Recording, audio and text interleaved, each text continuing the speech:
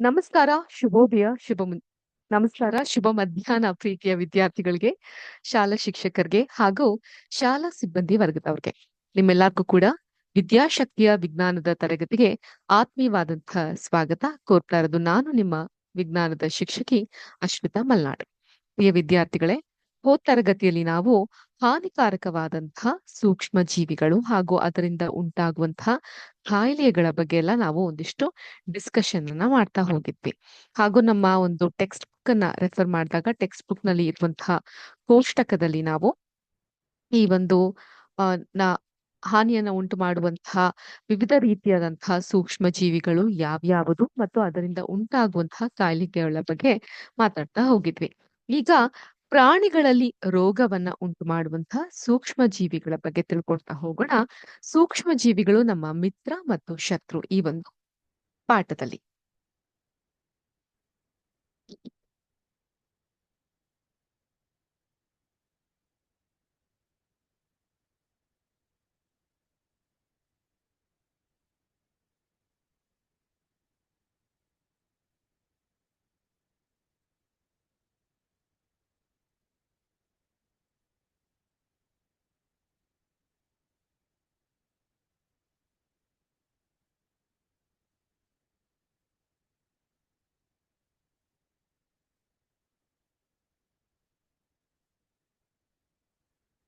ಸೂಕ್ಷ್ಮ ಜೀವಿಗಳು ಮಿತ್ರ ಮತ್ತು ಶತ್ರು.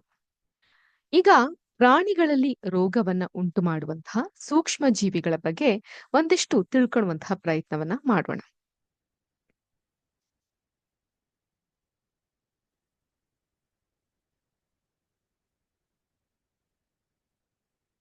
ಅದಕ್ಕಿಂತ ಮುಂಚೆ ಹೋದ್ ಕ್ಲಾಸ್ ನಲ್ಲಿ ನಾವು ಈ ಒಂದು ಸೂಕ್ಷ್ಮ ಜೀವಿಗಳ ಪಾಠದಲ್ಲಿ ಬಹಳಷ್ಟು ವಿಷಯಗಳನ್ನ ತಿಳ್ಕೊಳ್ಳುವಂತಹ ಪ್ರಯತ್ನವನ್ನ ಮಾಡಿದ್ವಿ. ಅಂಡ್ ನಾವು ಈ ಒಂದು ಸೂಕ್ಷ್ಮ ಜೀವಿಗಳಿಂದ ಉಂಟಾಗುವಂತಹ ಹಲವಾರು ರೀತಿಯಾದಂತಹ ಕಾಯಿಲೆಗಳು, ತೊಡಕುಗಳ ಬಗ್ಗೆ ಕೂಡ ಡಿಸ್ಕಸ್ ಮಾಡ್ತಾ ಹೋಗ್ತಾ ಇದ್ವಿ. ಸೊ ಇದೇ ರೀತಿ ನೋಡೋದಾದ್ರೆ ಆಂಥ್ರಾಕ್ಸ್ ಅನ್ನುವಂತಹ ಕಾಯಿಲೆ, ನಾನು ಇದಕ್ಕ ಬೋರ್ಡ್ ಮೇಲೆ ಬರೀತೇನೆ, ನೀವು ನೋಡ್ಕೊಬಹುದು ಅಥವಾ ನೋಟ್ ಸಹ ಮಾಡ್ಕೊಬಹುದು.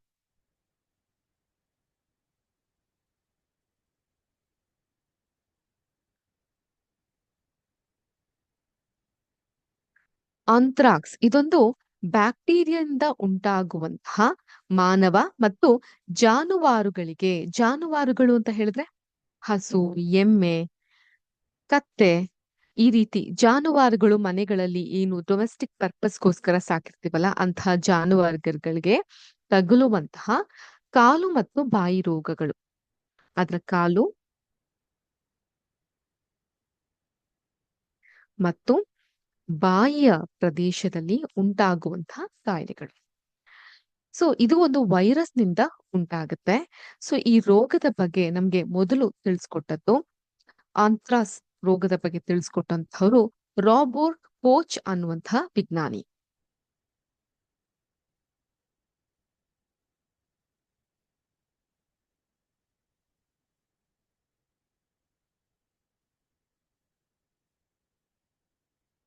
1876ರಲ್ಲಿ ಈ ಆಂಥ್ರಾಕ್ಸ್ ರೋಗವನ್ನ ಉಂಟು ಮಾಡುವಂತಹ ಬೆಸಿಲಸ್ ಆಂಥ್ರಾಸಿಸ್ ಬ್ಯಾಕ್ಟೀರಿಯಾವನ್ನ ಅವರು ಆವಿಷ್ಕರಿಸುತ್ತಾರೆ, ಅವ್ರು ಕಂಡು ಹಿಡಿತಾರೆ. ಆವಿಷ್ಕರಣೆ ಅಂತ ಹೇಳಿದ್ರೆ ಆಲ್ರೆಡಿ ಅಸ್ತಿತ್ವದಲ್ಲಿ ಇರುವಂತಹದ್ನ ಕಂಡು ಹಿಡಿಯುವಂತಹದ್ದು ಇನ್ವೆನ್ಷನ್ ಅಂತ. ಆಂಥ್ರಾಕ್ಸ್ ಅನ್ನುವಂತಹ ಕಾಯಿಲೆಯನ್ನ ಉಂಟು ಮಾಡುವಂತಹ ಬ್ಯಾಕ್ಟೀರಿಯಾದ ಹೆಸರೇನು? ಬೆಸಿಲಸ್ ಅಂಥ್ರಾಸಿಸ್. ಬೆಸಿಲಸ್ ಅಂಥ್ರಾಸಿಸ್.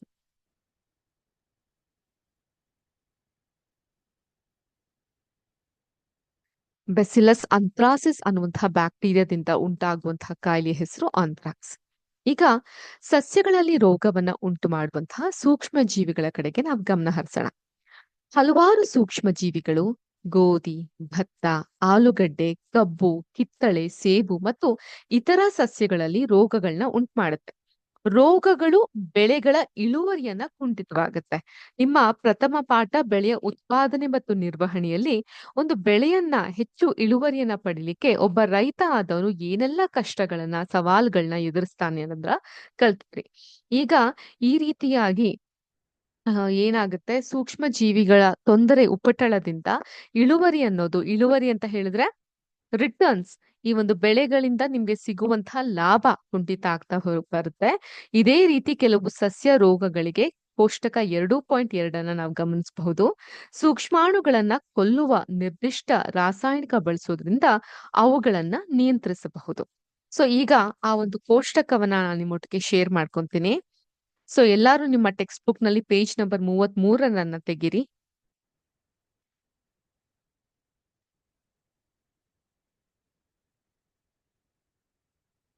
ಇಲ್ಲಿ ನೋಡಬಹುದು ಸಸ್ಯಗಳಲ್ಲಿ ರೋಗಗಳು, ಸೂಕ್ಷ್ಮ ಜೀವಿ ಮತ್ತು ರೋಗ ಹರಡುವ ಮಾರ್ಗ. ಸಿಟ್ರಸ್ ಕ್ಯಾಂಕರ್ ಅನ್ನುವಂತಹ ಈ ಸಸ್ಯದಲ್ಲಿ ಇರುವಂತಹ ರೋಗಗಳಿಗೆ ಸೂಕ್ಷ್ಮ ಜೀವಿ ಬ್ಯಾಕ್ಟೀರಿಯಾ ಕಾರಣಕರ್ತವಾಗುತ್ತೆ. ಗಾಳಿಯ ಮುಖಾಂತರ ಈ ರೋಗ ಸಿಟ್ರಸ್ ಕ್ಯಾಂಕರ್ ಅನ್ನುವಂತಹ ರೋಗ ಹರಡುತ್ತೆ. ಅದೇ ರೀತಿ ಗೋಧಿ ವೀಟ್, ಗೋಧಿ ಹಿಟ್ಟು ಚಪಾತಿ ಮಾಡ್ಲಿಕ್ಕೆ ನಾವು ಬಳಸ್ತೀವಲ್ಲ, ಆ ಗೋಧಿಯಲ್ಲಿ ತುಕ್ಕು ರೋಗವನ್ನ ನಾವು ಕಾಣಬಹುದು. ಇದಕ್ಕೆ ಕಾರಣ ಶಿಲೀಂಧ್ರ. ಶಿಲೀಂಧ್ರ ಅಂದ್ರೆ ಫಂಗಸ್. ಇದು ಗಾಳಿ ಹಾಗೂ ಬೀಜಗಳಿಂದ ಕೂಡ ಹರಡುವಂತಹ ಸಂಭವಗಳು ಇರುತ್ತೆ. ಬೆಂಡೆಕಾಯಿ ತಿಂದಿದ್ದೀರಾ? ಬೆಂಡೆಕಾಯಿ ಗಿಡದ ಹಳದಿ ನಾಲ ಮೊಸಾಯಿಕ್ ರೋಗ ಅಂತ ಕರಿತೀವಿ. ಇದು ವೈರಸ್ ನಿಂದ ಉಂಟಾಗುತ್ತೆ. ಒಂದು ಕೀಟ. ಈಗ ಒಂದು ಬೆಂಡೆಕಾಯಿನ ತೆಗೆದಾಗ ಅದ್ರೊಳಗಡೆ ಹುಳುಗಳನ್ನ ಕೂಡ ನೀವು ಗಮನಿಸಬಹುದು. ಸೊ ಇದರಿಂದ ಉಂಟಾಗುವಂಥದ್ದು. ಇದು ಒಂದಿಷ್ಟು ಬರೀ ಮನುಷ್ಯರಿಗೆ ಮಾತ್ರ ಅಲ್ಲ, ಮನುಷ್ಯರಿಗೆ ಕಾಯಿಲೆಯ ರೂಪದಲ್ಲಿ ಈ ಒಂದು ಸೂಕ್ಷ್ಮ ಜೀವಿಗಳಿಂದ ತೊಂದ್ರೆ, ಈ ನೊಣ, ಸೊಳ್ಳೆ, ಮತ್ತೆ ಹೊಟ್ಟೆ ಕೆಟ್ಟು ಹೋಗುವಂಥದ್ದು, ಡಯೇರಿಯಾ ಆಗುವಂಥದ್ದು ಅಷ್ಟ್ ಮಾತ್ರ ಅಲ್ಲದೆ ಪ್ರಾಣಿಗಳಲ್ಲಿ ಆಂಥ್ರಾಕ್ಸ್ ಅನ್ನುವಂಥ ರೋಗದಿಂದ ಕಾಲು ಮತ್ತೆ ಬಾಯಿಗಳಲ್ಲಿ ಸಮಸ್ಯೆ.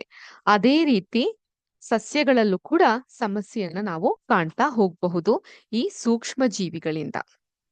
ಸೊ ಇದನ್ನ ನೋಟ್ ಮಾಡ್ಕೊಂತೀರಾ ಅಂದ್ರೆ ನೋಟ್ ಮಾಡ್ಕೊಳ್ಳಿ. ನಾನ್ ನಿಮ್ಗೆ ಒಂದು ನಿಮಿಷದ ಕಾಲಾವಕಾಶ ಕೊಡ್ತೀನಿ. ಸಾಕಾಗುತ್ತಲ್ಲ ಮಕ್ಕಳೇ? 1 minute ಟೈಮ್ ಕೊಟ್ರೆ ಸಾಕಾಗುತ್ತಲ್ಲ? Please note down this table.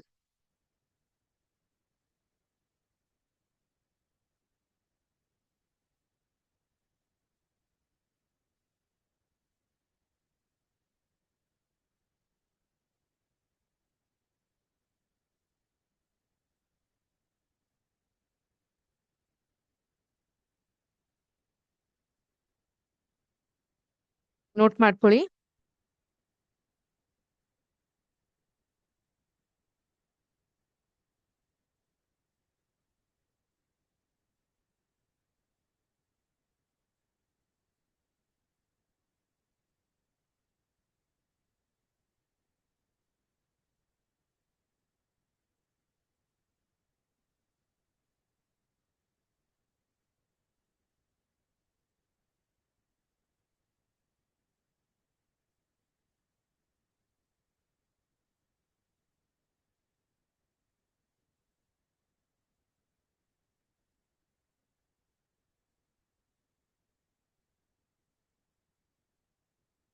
All done?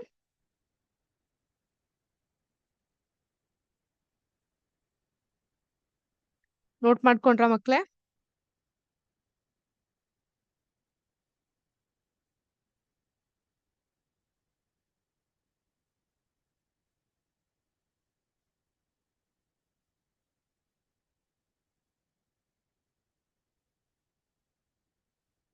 Okay.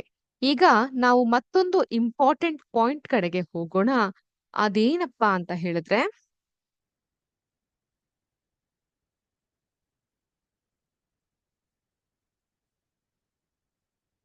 ಆಹಾರ ವಿಷಯಾಗುವಿಕೆ.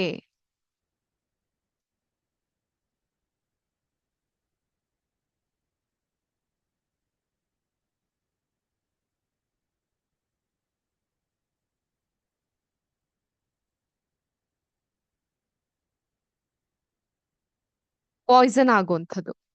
ಬುಜ್ಜೋ ಅವನ ಗೆಳೆಯನಿಂದ ಔತಣಕೂಟ ಒಂದಕ್ಕೆ ಆಮಂತ್ರಿತನಾದನು. ಟೆಕ್ಸ್ಟ್ ಬುಕ್ ಓಪನ್ ಮಾಡಿ, please open your text book. ಮತ್ತು ಅವನು ಬಗೆ ಬಗೆಯ ಆಹಾರ ಪದಾರ್ಥಗಳನ್ನ ತಿಂದನು. ಮನೆಗೆ ತಲುಪಿದ ನಂತರ ಅವನು ವಾಂತಿ ಮಾಡಲು ಪ್ರಾರಂಭಿಸಿದನು. ಅವನನ್ನು ಆಸ್ಪತ್ರೆಗೆ ಕರೆದೊಯ್ಯಲಾಯಿತು. ವೈದ್ಯರು ಆಹಾರ ವಿಷಮಯವಾಗಿರುವುದರಿಂದಾಗಿ ಈ ಪರಿಸ್ಥಿತಿ ಉಂಟಾಗಿದೆ ಎಂದು ತಿಳಿಸಿದರು. ಪಹೇಲಿಯು ಆಹಾರವು ಹೇಗೆ ವಿಷಮಯವಾಗುತ್ತೆ ಅಂತ ಆಶ್ಚರ್ಯಪಡ್ತಾಳೆ. ಕೆಲವು ಸೂಕ್ಷ್ಮ ಜೀವಿಗಳಿಂದಾಗಿ ಹಾಳಾದ ಆಹಾರದ ಸೇವನೆಯಿಂದ ಆಹಾರ ವಿಷಮಯವಾಗುತ್ತೆ. ಸೊ ಇಲ್ಲಿ ಮತ್ತೆ ನಾವು ಸೂಕ್ಷ್ಮ ಜೀವಿಗಳನ್ನ ತರ್ತಾ ಇದ್ದೀವಿ. ಸೊ ಅವುಗಳಿಂದ ಆಹಾರ ವಿಷಮಯವಾಗುತ್ತೆ. ನಮ್ಮ ಆಹಾರದ ಮೇಲೆ ಬೆಳೆಯುವಂತಹ ಅವು ಆ ಆಹಾರವನ್ನ ವಿಷಕಾರಿಯಾಗಿ ಪದಾರ್ಥಗಳಾಗಿ ಅದು ಮಾರ್ಪಾಡ್ ಮಾಡುತ್ತೆ. ಇವುಗಳ ಆಹಾರವನ್ನು ವಿಷಯುಕ್ತವಾಗಿ ಮಾಡುವುದರ ಮೂಲಕ ಗಂಭೀರವಾದಂತಹ ಕಾಯಿಲೆ ಹಾಗೂ ಸಾವನ್ನು ಕೂಡ ಉಂಟು ಮಾಡಬಹುದು. ಆದ್ರಿಂದ ಆಹಾರವು ಹಾಳಾಗುವುದನ್ನ ತಪ್ಪಿಸ್ಲಿಕ್ಕೆ ನಾವು ಆಹಾರವನ್ನ ಸಂರಕ್ಷಿಸುವುದು ಅತ್ಯಂತ ಪ್ರಮುಖವಾಗಿರುವುದು. ಸೊ ಈಗ ಎಷ್ಟೊಂದ್ ಸಲ ಏನಾಗುತ್ತೆ, ನಾವ್ ಯಾವ್ದೋ ಒಂದು ಫಂಕ್ಷನ್ಗೆ ಹೋದಾಗ್ಲೋ ಅಥವಾ ಯಾವ್ದೋ ಒಂದು ಸಾಮೂಹಿಕವಾಗಿ ಎಲ್ಲರೂ ಸೇರಿರುವಂತ ಕಡೆ ಊಟ ಮಾಡಿದಾಗ ತಿಂದಿರೋ ಊಟ ಅಜೀರ್ಣ ಆಗಬಹುದು, ವಾಂತಿ ಭೇದಿಗಳು ಉಂಟಾಗಬಹುದು, ಡಯೇರಿಯಾ ಆಗಬಹುದು, ಡಿಸೆಂಟ್ರಿ ಆಗಿರಬಹುದು. ಸೊ ಇದೆಲ್ಲ ಆದಾಗ ಏನ್ ಮಾಡ್ತಾರೆ ಮನೇಲಿ ಸಾಮಾನ್ಯವಾಗಿ ಒಂದಿಷ್ಟು ಕಲ್ಲುಪ್ಪನ್ನ ತೆಗೆದು ನಿವಾಳಿಸ್ಬಿಟ್ಟು ಎಸಿತಾರೆ, ಹೌದಾ? ಅಥವಾ ಕಡ್ಡಿ ಸುಡ್ತಾರೆ, ಹೌದಾ? ದೃಷ್ಟಿ ಆಗಿದೆ ನಿಂಗೆ ಅಂತ ದೃಷ್ಟಿ ತೆಗಿತಾರೆ. ಸೊ ಇದು ವೈಜ್ಞಾನಿಕವಾಗಿ ಮಾಡುವಂತಹದ್ದಲ್ಲ. ನಾವು ತಿಂದಿರುವಂತ ಆಹಾರ ಪದಾರ್ಥಗಳಲ್ಲಿ ಈ ಸೂಕ್ಷ್ಮ ಜೀವಿಗಳಿಂದ ಒಂದಿಷ್ಟು ಆಹಾರ ಕೆಟ್ಟ ಹೋಗಿ ಅಥವಾ ವಿಷಕಾರಿ ಪದಾರ್ಥಗಳು ಉತ್ಪಾದನೆ ಆಗುತ್ತೆ. ಅದರಿಂದ ನಾವು ತಿನ್ನುವಂತ ಆಹಾರ ವಿಷಮಯವಾಗಿ ಪರಿವರ್ತನೆ ಆಗುತ್ತೆ. ಸೊ ಹೀಗ್ ಆಗ್ಬಾರ್ದು ಅಂತ ಹೇಳಿದ್ರೆ ನಾವು ಆಹಾರ ಸಂರಕ್ಷಣೆಯ ಕಡೆಗೆ ಗಮನವನ್ನ ಹರಿಸ್ಬೇಕಾಗತ್ತೆ.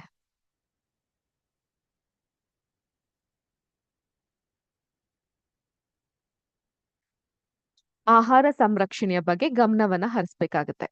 ಈಗ ಆಹಾರ ಸಂರಕ್ಷಣೆ ಅಂತ ಹೇಳಿದ್ರೆ ನಿಮ್ಗೇನ್ ಅರ್ಥ ಆಗುತ್ತೆ ಅಂತ ನನ್ಗೆ ಹೇಳ್ತೀರಾ?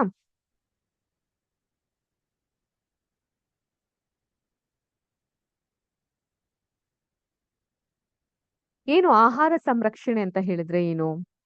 ಫಸ್ಟ್ ಆಫ್ ಆಲ್ ಮೇಡಮ್, ಈ ಆಹಾರ ಹಾಳಾಗೋದು ಅಂದ್ರೆ ಯಾವ ರೀತಿ ಇರುತ್ತೆ, ನಾವ್ ಅದನ್ನ ಹೇಗೆ ಅರ್ಥೈಸ್ಕೊಬೇಕು ಅಂತ ನೀವ್ ಕೇಳೋದಾದ್ರೆ ಹೀಗಿರುತ್ತೆ. ಇದನ್ನ ಫುಡ್ ಪಾಯ್ಸನಿಂಗ್ ಅಂತ ಹೇಳ್ತಾರೆ. ಈ ಫುಡ್ ಪಾಯ್ಸನಿಂಗ್ ಅಥವಾ ಆಹಾರ ವಿಷ ಆಗೋದು ಯಾವಾಗ? ಓವರ್ ಡ್ಯೂ ಪ್ರಾಡಕ್ಟ್ಸ್ ಅಂತ ಹೇಳಿದ್ರೆ ಹಲಸೋಗಿರುವಂತಹ ಪದಾರ್ಥಗಳು, ಅದು ಸಂಪೂರ್ಣವಾಗಿ ಕೆಟ್ಟ ಹೋಗಿರುತ್ತೆ, ತಿನ್ಲಿಕ್ಕೆ ಯೋಗ್ಯ ಅಲ್ದಿರುವಂತಹ ಪದಾರ್ಥಗಳನ್ನ ಸೇವಿಸಿದಾಗ ಕೆಟ್ಟ ವಾಸನೆ ಬರ್ತಿರುತ್ತೆ ಅಥವಾ ತಿನ್ಲಿಕ್ಕೆ ಒಂಥರ ಅಸಹ್ಯಕಾರಿಯಾಗಿರುತ್ತೆ.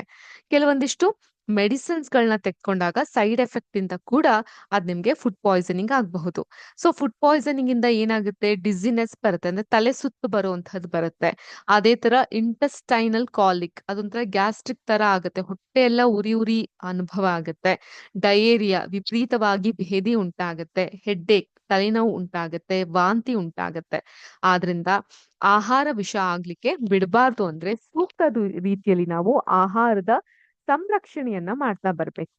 ಯಾವ ರೀತಿ ಸಂರಕ್ಷಣೆಯನ್ನ ಮಾಡಬಹುದು ನೋಡಿ, ಆಹಾರ ಧಾನ್ಯಗಳನ್ನ ಸಂರಕ್ಷಿಸಲು ಮತ್ತೆ ಸಂಗ್ರಹಿಸಲು ಬಳಸುವ ವಿಧಾನವನ್ನ ನೀವು ಮೊದಲನೇ ಅಧ್ಯಾಯದಲ್ಲೇ ನೋಡಿದ್ದೀರಾ ಅಲ್ವಾ? ಮನೆಯಲ್ಲಿ ಬೇಯಿಸಿದಂತ ಆಹಾರವನ್ನ ನಾವ್ ಹೇಗೆ ಸಂರಕ್ಷಿಸ್ತೀವಿ ಅಥವಾ ಬಳಸದೆ ಉಳಿಸಿರುವಂತಹ ಬ್ರೆಡ್ ತೇವಾಂಶ ಪರಿಸ್ಥಿತಿಯಲ್ಲಿ ಶಿಲೀಂಧ್ರಗಳ ದಾಳಿಗೆ ಒಳಗಾಗುತ್ತೆ ಅನ್ನೋದನ್ನ ನಮ್ಗೆ ಗೊತ್ತಿದೆ. ಈಗ ಸೂಕ್ಷ್ಮ ಜೀವಿಗಳು ನಮ್ಮ ಆಹಾರವನ್ನ ಹಾಳ್ ಮಾಡುತ್ತೆ ಅನ್ನೋದು ಸಹ ನಮ್ಗೆ ಗೊತ್ತಿದೆ.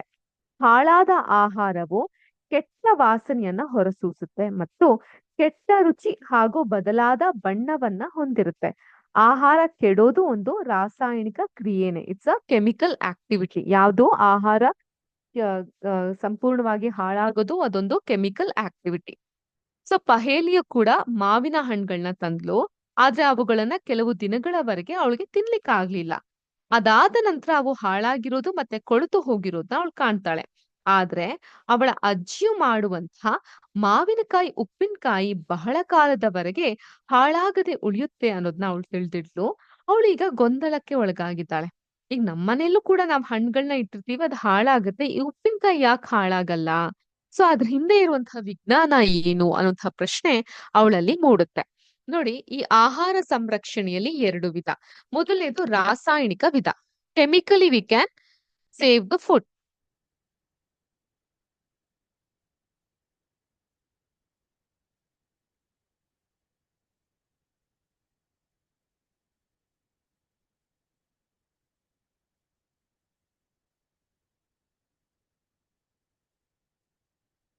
ಉಪ್ಪು ಮತ್ತು ಖಾದ್ಯ ತೈಲಗಳು ಸೂಕ್ಷ್ಮ ಜೀವಿಗಳ ಬೆಳವಣಿಗೆ ತಡೆಗಟ್ಟಲು ಸಾಮಾನ್ಯವಾಗಿ ಬಳಸುವಂತಹ ರಾಸಾಯನಿಕಗಳಾಗಿರುತ್ತೆ. ಯಾವ್ಯಾವ್ದು? ಉಪ್ಪು ಮತ್ತು ಖಾದ್ಯ ತೈಲಗಳು.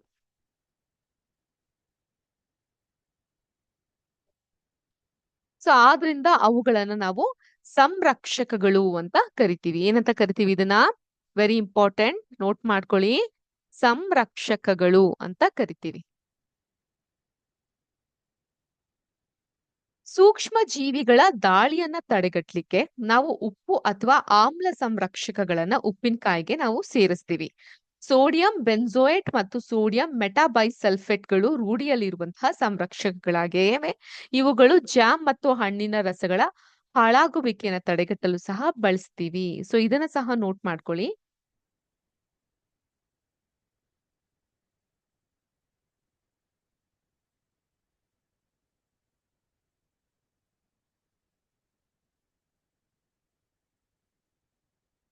ಈ ಜಾಮ್ಗಳಲ್ಲಿ, ಹಣ್ಣಿನ ರಸಗಳಲ್ಲಿ ಸೋಡಿಯಂ ಬೆನ್ಜೋಯೇಟ್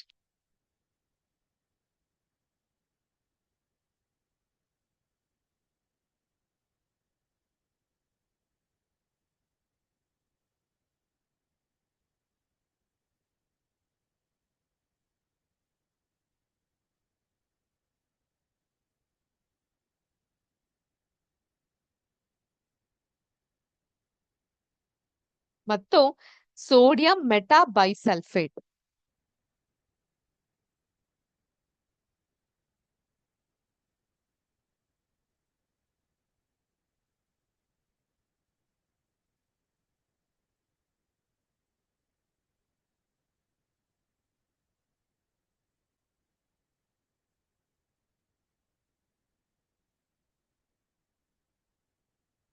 ಸೋಡಿಯಂ ಬೆನ್ಜೋಯೇಟ್ ಮತ್ತು ಸೋಡಿಯಂ ಮೆಟಾಬೈಸಲ್ಫೇಟ್ ಇವೆರಡು ಕೂಡ ಸಂರಕ್ಷಕಗಳೇ ಆಗಿರುತ್ತೆ.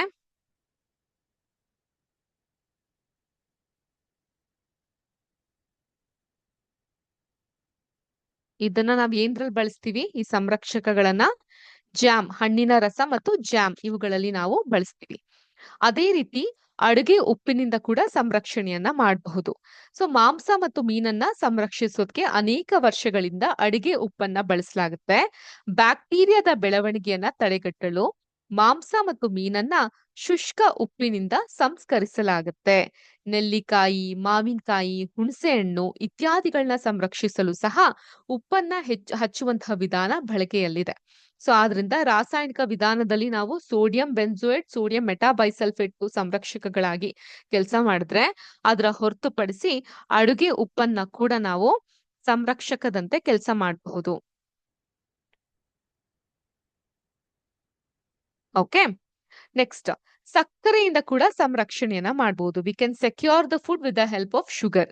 ಈಗ ಜಾಮ್ಗಳಲ್ಲಿ, ಜೆಲ್ಲಿಗಳಲ್ಲಿ, ಹಣ್ಣಿನ ರಸಗಳಲ್ಲಿ, ಪ್ಯಾಕೇಜ್ಡ್ ಹಣ್ಣಿನ ರಸ, ಸೊ ಅವುಗಳು ಬರ್ತಲ್ಲ, ಅವುಗಳಲ್ಲಿ ಸಕ್ಕರೆಯಿಂದ ಸಂರಕ್ಷಿಸಲ್ಪಡುತ್ತೆ.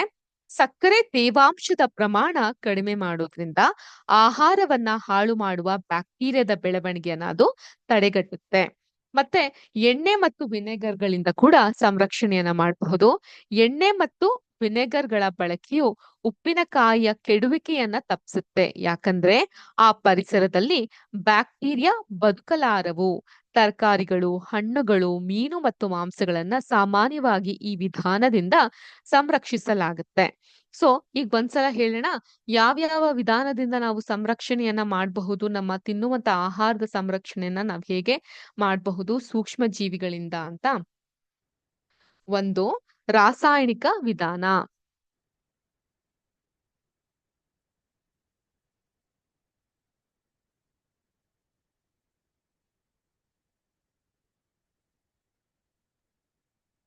ಎರಡನೇದು, ಅಡುಗೆ ಉಪ್ಪು.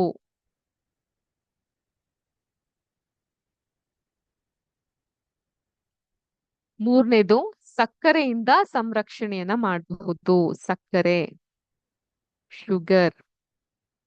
ನಾಲ್ಕನೇದು, ಎಣ್ಣೆ ಮತ್ತು ವಿನೆಗರ್.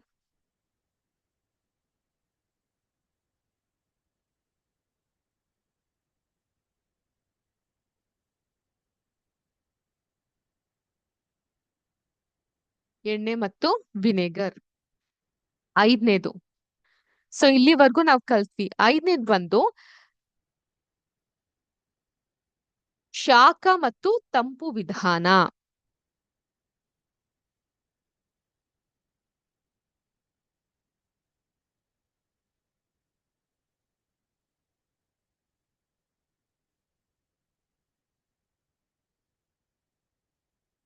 ಶಾಖ ಮತ್ತು ತಂಪು ವಿಧಾನ ಇವುಗಳ ಮೂಲಕ ನಾವು ಈ ಒಂದು ಆಹಾರವನ್ನ ಸಂರಕ್ಷಣೆ ಮಾಡ್ಲಿಕ್ಕೆ ಸಾಧ್ಯವಾಗುತ್ತೆ.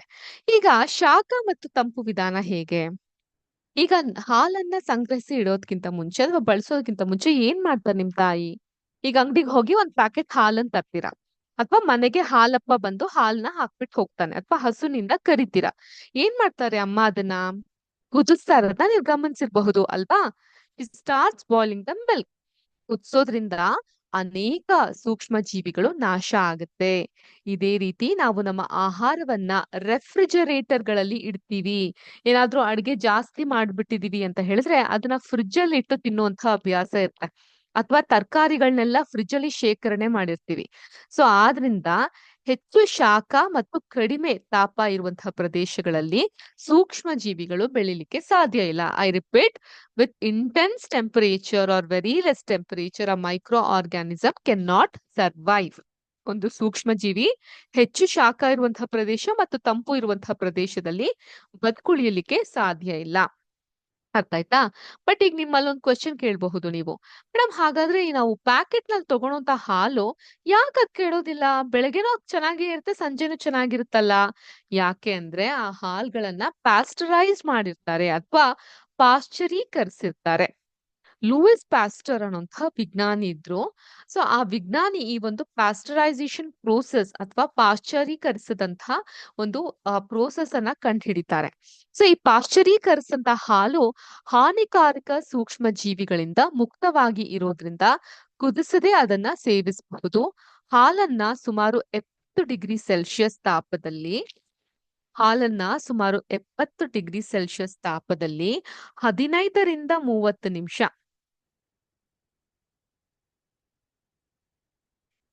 15ರಿಂದ 30 ನಿಮಿಷ ಕಾಸಲಾಗುತ್ತೆ ಮತ್ತು ತಕ್ಷಣ ಅದನ್ನ ತಂಪುಗೊಳಿಸಲಾಗುತ್ತೆ. ಈ ರೀತಿ ಮಾಡೋದ್ರಿಂದ ಇದು ಸೂಕ್ಷ್ಮ ಜೀವಿಗಳ ಬೆಳವಣಿಗೆಯನ್ನ ತಡೆಗಟ್ಟುತ್ತೆ. ಈ ವಿಧಾನವನ್ನ ಆವಿಷ್ಕರಿಸಿರೋದು ನಾ ಆಗ್ಲೇ ಹೇಳ್ದಂಗೆ ಲೂಯಿಸ್ ಪಾಶ್ಚರ್. ಇದನ್ನ ಪಾಶ್ಚರೀಕರಣ ಅಂತ ಕರೀತಾರೆ. ಓಕೆ. ಸೊ ಈಗ ಸಂಗ್ರಹಣೆ ಮತ್ತು ಪೊಟ್ಟಣ ಕಟ್ಟುವಿಕೆ ಕಡೆಗೆ ನಾವು ಗಮನವನ್ನ ಹರಿಸೋಣ. ಸೂಕ್ಷ್ಮ ಜೀವಿಗಳ ದಾಳಿಯನ್ನ ತಪ್ಪಿಸುವ ಸಲುವಾಗಿ ಇತ್ತೀಚಿನ ದಿನಗಳಲ್ಲಿ ಒಣಹಣ್ಣುಗಳು ಮತ್ತು ತರಕಾರಿಗಳನ್ನ ಸಹ ಗಾಳಿಯಾಡದಂತೆ ಮೊಹರು ಮಾಡಿದ ಪೊಟ್ಟಣಗಳಲ್ಲಿ ಅದನ್ನ ಮಾರಲಾಗುತ್ತೆ. ಅಂದ್ರೆ ಏರ್ ಟೈಟ್ ಸೀಲ್ಡ್ ಪ್ಯಾಕೆಟ್. ಈಗ ನಾನೊಂದು ಬಾಕ್ಸಿನ ಚಿತ್ರಣವನ್ನ ನಿಮ್ಗೆ ತೋರಿಸ್ತೀನಿ. ಈ ಬಾಕ್ಸ್ ನಿಮ್ಮೆಲ್ಲರಿಗೂ ಕಾಣ್ತಿರ್ಬಹುದು. ಇದನ್ನ ಏರ್ ಟೈಟ್ ಕಂಟೈನರ್ ಜಾರ್ ಅಂತ ಕರಿತೀವಿ.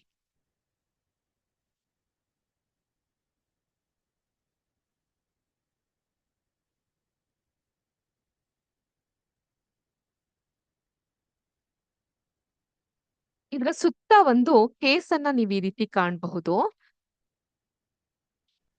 ಇದೊಂದು ಗ್ಯಾಸ್ಕೆಟ್ ತರ ಇರುತ್ತೆ. ಇದು ಗ್ಯಾಸ್ಕೆಟ್ ಇರೋದ್ರಿಂದ ಇದು ಭದ್ರವಾಗಿ ಹಿಂಗ್ ಮುಚ್ಚೋದ್ರಿಂದ ಇದರಿಂದ ಯಾವುದೇ ಸೋರಿಕೆ ಅನ್ನೋದು ಆಗೋದಿಲ್ಲ. ಯಾವುದೇ ಸೂಕ್ಷ್ಮ ಜೀವಿಗಳು ಇದ್ರ ಒಳಗಡೆ ನುಸುಳಿಕ್ ಆಗೋದಿಲ್ಲ. ಗಾಳಿಯ ಅನುಪಸ್ಥಿತಿ ಇಲ್ಲದೆ ಇದು ಬಹಳ ದಿನಗಳ ಕಾಲ ಇದರಲ್ಲಿ ಇರುವಂತಹ ವಸ್ತುಗಳು ಹಾಳಾಗದೆ ಹಾಗಿಡ್ಲಿಕ್ಕೆ ಸಾಧ್ಯವಾಗುತ್ತೆ. ಈಗ ನೀವು ಅಂಗಡಿಯಿಂದ ಬಿಸ್ಕೆಟ್ ಪಟ್ನವನ್ನ ತಂದು ಬಿಸ್ಕೆಟ್ ನ ತಿಂದು ಹಾಗೆ ಇಟ್ಟಾಗ ಏನಾಗುತ್ತೆ? ಗಾಳಿ ಆಡಿ ಆ ಬಿಸ್ಕೆಟ್ ಎಲ್ಲ ಮೆತ್ತಗಾಗಿ ಹೋಗ್ಬಿಡುತ್ತೆ ಅಲ್ವಾ? Have you observe? ಬಿಸ್ಕೆಟ್ ನ ತಂದು ಹಾಗೆ ಇಟ್ಟಾಗ. ಆದ್ರೆ ಅದೇ ಬಿಸ್ಕೆಟ್ ನ ಒಂದು ಜಾಡಿಯೊಳಗೆ ಇಟ್ಟಾಗ ಹಿಂದಿನ ಕಾಲದಲ್ಲಿ ಪಿಂಗಾಣಿ ಜಾಡಿಗಳು ಬರದಪ್ಪ. ಪಿಂಗಾಣಿ ಜಾಡಿಗಳಲ್ಲಿ ಉಪ್ಪಿನಕಾಯಿನೆಲ್ಲ ಹಾಕೋರು. ನಿಮ್ಮ ಅಜ್ಜಿ ಕಾಲದೆಲ್ಲ ನೆನ್ಪಿಸ್ಕೊಂತ ಹೋಗ್ಬಹುದು ನೀವು. ಸೊ ಆದ್ರಿಂದ ಏನಾಗುತ್ತೆ ಮಕ್ಕಳೇ, ಗಾಳಿ ಆಡ್ದೇನೆ ನಾವು ಆರೋಗ್ಯವಾಗಿ ಇರ್ಲಿಕ್ಕೆ ಅದು ಸಹಾಯಕವಾಗ್ತಾ ಬರುತ್ತೆ. ಅಂದ್ರೆ ಮೈಕ್ರೋ ಆರ್ಗಾನಿಸಂ ಬೆಳಿಲಿಕ್ಕೆ ಸಾಧ್ಯ ಆಗೋದಿಲ್ಲ. ಇನ್ನು ಈ ಪಾಠದ ಮತ್ತೊಂದು ಮುಖ್ಯವಾದಂತಹ ಭಾಗ, ಕೊನೆಯ ಭಾಗವನ್ನ ಹೇಳ್ಬೇಕು ಅಂತ ಹೇಳಿದ್ರೆ ಅದನ್ನ ನೈಟ್ರೋಜನ್ ಚಕ್ರ ಅಂತ ಕರಿತೀವಿ. We call it as nitrogen cycle.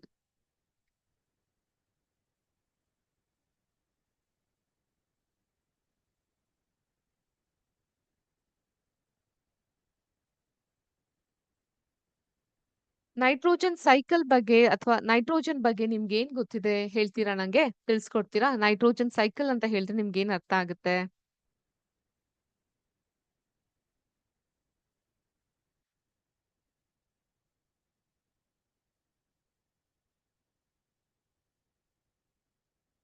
ಹೇಳಿ, ನೈಟ್ರೋಜನ್ ಸೈಕಲ್ ಅಂತ ಹೇಳಿದ ತಕ್ಷಣ ನಿಮ್ಗೆ ಏನ್ ಅರ್ಥ ಆಗುತ್ತೆ?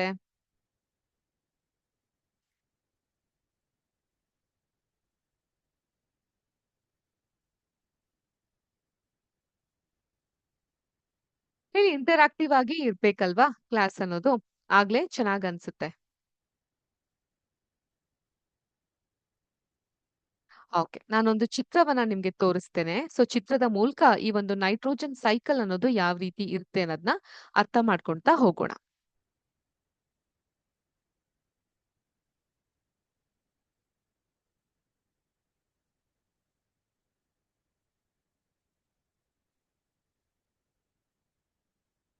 ಈ ಒಂದು ಚಾರ್ಟ್ ನಿಮ್ಮೆಲ್ಲರಿಗೂ ಕಾಣಿಸ್ತಾ ಇದೆಯಾ? ಇದು ಇಂಗ್ಲಿಷ್ ನಲ್ಲಿ ಇದೆ. ನಾನು ಕನ್ನಡದಲ್ಲಿ ನಿಮ್ಗೆ ಎಕ್ಸ್‌ಪ್ಲೇನ್ ಮಾಡ್ತೀನಿ. ಸೊ ಇದಕ್ಕಿಂತ ಮುಂಚೆ ನೀವೆಲ್ಲ 6ನೇ ಕ್ಲಾಸ್ ನಲ್ಲಿ ಇರ್ಬೇಕಾದ್ರೆ ನೀವು ಬೇರುಗಳ ನಡುವಿನ ವ್ಯತ್ಯಾಸಗಳನ್ನ ಅರ್ಥ ಮಾಡ್ಕೊಂಡಿರ್ತೀರ.